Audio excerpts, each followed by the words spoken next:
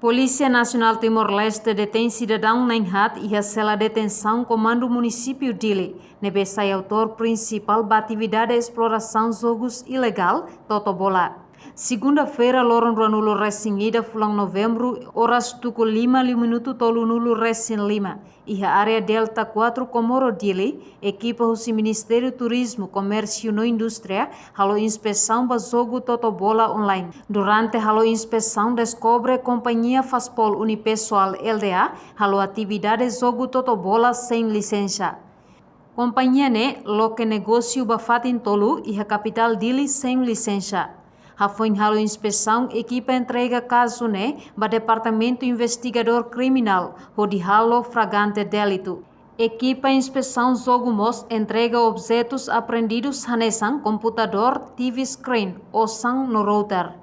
Porta-voz PNTL Superintendente C.F. Arnaldo Araújo, ba jornalista Sira, li husi conferência imprensa quarta-feira semana né, e a Comando Geral Polícia Nacional Timor-Leste Kaikoli Dili informa.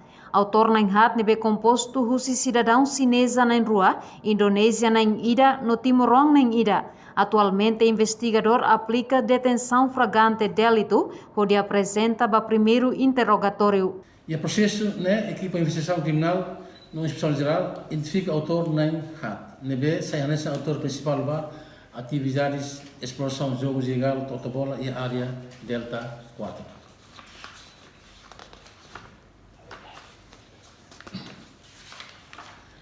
Autor Sirane e investigador aplica detenção flagrante delito que apresenta o primeiro interrogatório.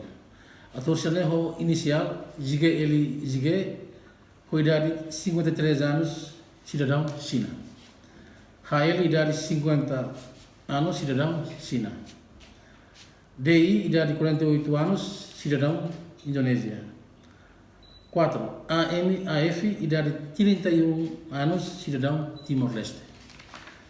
Cidadão Sene agora e ela será de detenção pentele município dele, onde o hingga avanço lori apresenta o primeiro interrogatório.